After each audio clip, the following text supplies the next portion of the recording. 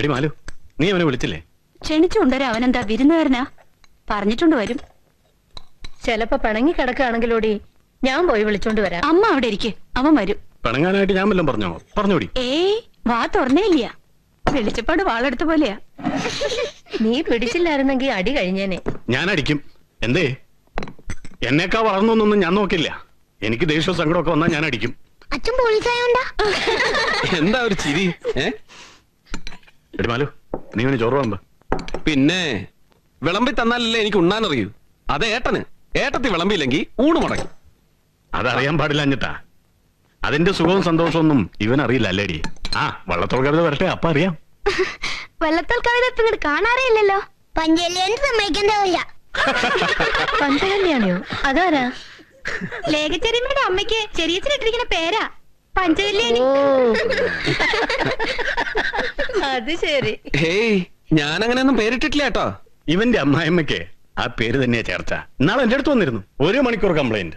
ഇവൻ അവളെ പഠിക്കാൻ സമ്മതിക്കുന്നില്ല, ചുറ്റിത്തിരിയുന്നു, വട്ടം തിരിയുന്നു, അങ്ങനെ ചെയ്യണു, ഇങ്ങനെ ചെയ്യണു. ഞാൻ പറഞ്ഞില്ലേടി, ഇപ്പൊ ഇവനെ അങ്ങോട്ട് വിടരുത്, പറഞ്ഞ് കൺട്രോൾ ചെയ്യണമെന്ന് എന്നെ പറഞ്ഞ് ഏൽപ്പിച്ചിരിക്ക. അത്ര ബുദ്ധിമുട്ടാണെങ്കിൽ പിന്നെ എന്തിനാടാ നമുക്ക് ആ ബന്ധം? വേറെ പെൺകുട്ടികളില്ല ലോകത്ത്. ഇവൻ ഒന്ന് മൂളിയാ മതി, പെൺകുട്ടികളുടെ ഒരു പട തന്നെയുണ്ട്. ഒരു 2 ഡസൻ ഫോട്ടോ ഇപ്പൊ എന്റെ കയ്യിൽ ഇരിക്കണുണ്ട്. നല്ല പവന്മാർ കുട്ടികള്, അതും വലിയ വലിയ കുടുംബക്കാര്. ഏട്ടാ, ലോകത്ത് ധാരാളം പെൺകുട്ടികളുണ്ടാവും, പവന്മാർക്കും കുടുംബക്കാരും, അങ്ങനെ പലതും. പക്ഷെ ലേഖ ഒന്നേ ഉള്ളൂ. നിങ്ങളുടെയൊക്കെ മനസ്സിൽ പോലും രഘുവിന്റെ പെണ്ണായിട്ട് ലേഖയല്ലാതെ മറ്റൊരു പെൺകുട്ടിയെ സങ്കല്പിക്കരുത്. ഒന്നും അറിയാണ്ടല്ല, പക്ഷെ അവർക്കും വേണ്ട ഇത്തിരി മര്യാദ. എത്ര കാലായി നമ്മൾ കാക്കണു. ഇനി എന്ന് നടത്തി തരാനാ? ഞാൻ മരിച്ചിട്ടോ?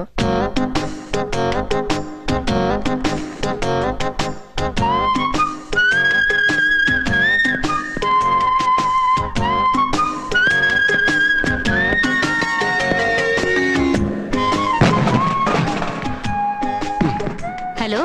ഓ റീന, ഒന്ന് മാറി തരൂ. എനിക്ക് ഇവളോട് 2 വർത്താനം പറയണം. എന്താ രഘുട്ടാ?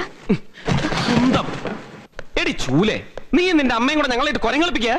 കോളേജ് ലൈബ്രറി ആണ് കേട്ടോ, അപ്പുറത്തെ സ്റ്റാഫ് റൂമിൽ അമ്മയുണ്ട്. അതുകൊണ്ട് ഞാൻ പേടിക്കണോ? വേണ്ടി വന്നാ നിന്നെ ഞാൻ ഈ കസേരയോടെ പോക്കും, അറിയോ? എന്നിട്ട് ഞാൻ വണ്ടിയിലിട്ട് കൊണ്ടുപോകും. എങ്കി പിന്നെ എന്തിനാ വൈകിക്കണേ? കൊണ്ടേക്കൂടെ? എന്താ മിണ്ടാത്തെ? ഞാൻ റെഡി. അത് പിന്നെ അന്തസ്സായിട്ട് കെട്ടിക്കൊണ്ടുപോകണമെന്ന് ആഗ്രഹമുണ്ട്. എന്നാൽ അങ്ങനെ ചെയ്യണം സാർ. ഇത് വെറുതെ എന്റെ അടുത്തൊന്ന് ചൂടാവുന്ന എന്തിനാ? അതിന് എത്ര പ്രാവശ്യം എന്റെ ഏട്ടനും ഏട്ടത്തെയും നിന്റെ അമ്മയടുത്ത് വന്ന് പറഞ്ഞു.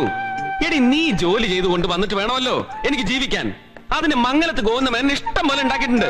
2 കൊല്ലം മുമ്പ് എന്റെ അമ്മ എല്ലാം പറഞ്ഞില്ലേ രഘുവിനോട്? അപ്പൊ ഒക്കെ തലൂലിക്ക് സമ്മതിച്ചു. അത് പണ്ടാരടങ്ങാൻ.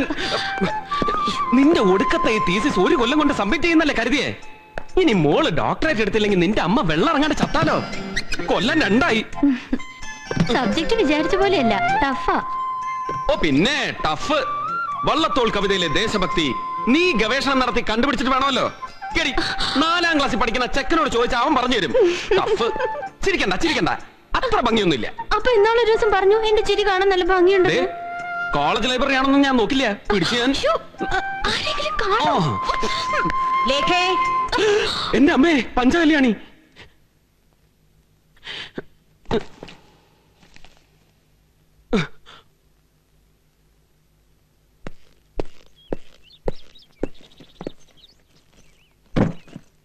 അടുത്ത ആഴ്ച വരില്ലേ നീ? ഇനി അടുത്ത ആഴ്ച ഒന്നും വരില്ല. അവിടെ പണി നടക്കുക. തോക്ക് ഉടയ്ക്കാനും തിന്നാനും അല്ലാണ്ട് നമ്മുടെ വീരപ്പനെ കൊണ്ട് ഒരു കാര്യവുമില്ല. ആ, ഏട്ടൻ വന്നല്ലോ.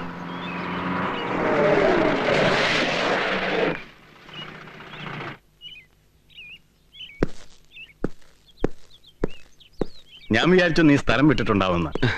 രാവിലെ തൊട്ട് പോവാൻ തുടങ്ങിയതാ. വന്നാ വന്നിടത്ത്, പോയാ പോയടത്ത്. അതല്ലേ സ്വഭാവം. നീ ഇന്നലെ കോളേജ് ലൈബ്രറി ചെന്ന് ലേഖയ പോയിരുന്നോ? എടാ, അമ്മായി വിളിച്ചു ചൂടായി. അവളുടെ എന്താ തപസ് മുടക്കണമെന്ന്. അമ്മായി പറഞ്ഞതും ശരിയാ. കോളേജ് ലൈബ്രറി ചെന്നാ പോലും തപസ് മുടക്കല്ലേ. ലേഖ എന്നെ വിളിച്ചിരുന്നു. ഇന്നലെ രാത്രി മുഴുവൻ അവളെ ചീത്ത പറഞ്ഞ് കണ്ണു പൊട്ടിച്ചു അത്രേ. ആ തള്ളയുടെ പിണ്ണം വെക്കാൻ ഒരു തപസ്. അവർക്ക് ഞാൻ വല്ല പാഷാണം കൊടുത്ത് കൊല്ലുട്ടോ. ആ, വെറുതെ ഞങ്ങള് പോലീസുകാർക്ക് പണിയുണ്ടാക്കണ്ട. Bye bye. ആ അമ്മേ, പൊന്നാനപ്പോനോടൊന്ന് പറഞ്ഞേക്ക് ഇനിയെങ്കിലും എടുത്തിയാട്ടൊന്ന് നിർത്താൻ. എന്തേ? ഒരു മെക്കാനിക്കിനെ ഗാരേജിൽ കയറി തല്ലിയാൽ യൂണിയൻകാർ കൈയും കെട്ടി നോക്കി നിൽക്കുവോ? ഒരു വിധത്തിലെല്ലാം പറഞ്ഞൊതുക്കാൻ ഏതൊക്കെ കഴുതകളുടെ കാല് പിടിച്ചെന്നറിയോ? 25,000 രൂപയും കൊടുത്തു. എങ്ങാനുള്ളതുകൊണ്ടെല്ലാം നടന്നു, അല്ലെങ്കിലോ?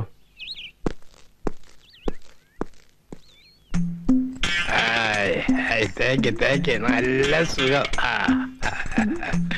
ഞാനൊരു കാര്യം ചോദിച്ചാ വിഷമം തോന്നുന്നു? വിഷമമോ? സത്യം സത്യം. ഞാനാണ് വിശാലാക്ഷിയാണ്, ലേഖക്കുട്ടിയാണ് സത്യം. എന്താ പോരെ? എനിക്കൊരു സ്വർണ്ണമാല മേടിച്ചു തരുമോ? സ്വർണ്ണമാല? ഒരു പവൻ മതി. കൊച്ചു കള്ള, മേടിച്ച് കൊടുക്കാമെന്ന് പറ. ഇങ്ങനെ സൂചിപ്പിച്ച് തരണല്ലേ? തുറക്ക് തുറക്ക്.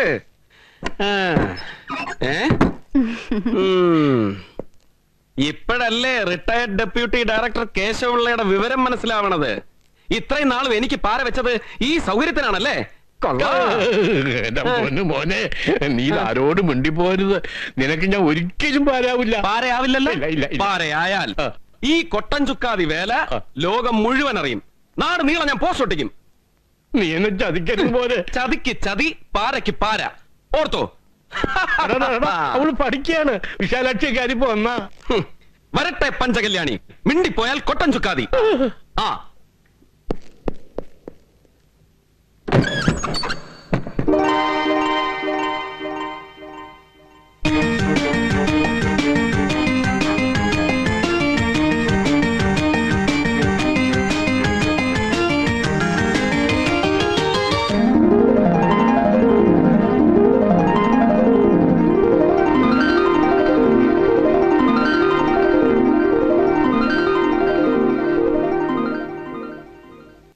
എന്താ ആരും ഒന്നും മിണ്ടാത്തെ? രഘു തെറ്റൊന്നും ചെയ്യില്ലെന്ന്. തെറ്റ് ചെയ്തു ഞങ്ങളും പറഞ്ഞില്ലല്ലോ. ഉണ്ടോ അച്ഛാ? അവനൊരു പാവമാ. പക്ഷേ നാളെ ഒരു തെറ്റ് സംഭവിക്കാനുള്ള സാധ്യത തള്ളിക്കളയാൻ പറ്റില്ല. എന്താ ഹരിയൊന്നും പറയാത്തത്? ഞാനിപ്പോ എന്താ അമ്മായി പറയാ? മേലാൽ അവനോട് അവിടെ വരണത് വിലക്കാം. ഏയ്, അതൊന്നും വേണ്ട. എനിക്ക് അഭിമാനമാണ് വലുത്. അവളിൽ എനിക്ക് വലിയ മോഹങ്ങളൊക്കെ ഉണ്ടായിരുന്നു, അതൊക്കെ പോയി. അതിനിപ്പോ എന്താ വിശാല ഒരു കുഴപ്പം പറ്റിയത്? അത് ഭാനുവായിട്ട് പറഞ്ഞാൽ മനസ്സിലാവില്ല. പ്രൊഫസർ കുമാരപിള്ള സാർ പറയും ഈ ഗവേഷണം ഒരു തപസ്സാണെന്നല്ലേ? അതിവിടെ എല്ലാവർക്കും അറിയാം. നീ മിണ്ടാണ്ടിരിക്കും മാലതി. ഞങ്ങൾ മുതിർന്നവർ സംസാരിക്കുമ്പോ മാലതി ഇടക്കേറി പറയണ്ട. അപ്പോ ആ തപസ്സിനുള്ള മനസാന്നിധ്യം ലേഖയ്ക്കും ഇല്ല. അതുകൊണ്ട് ജോലിയും വേണ്ട, ഡോക്ടറേറ്റും വേണ്ട. ഈ കല്യാണം എത്രയും പെട്ടെന്ന് നടന്നു കിട്ടിയാ മതി.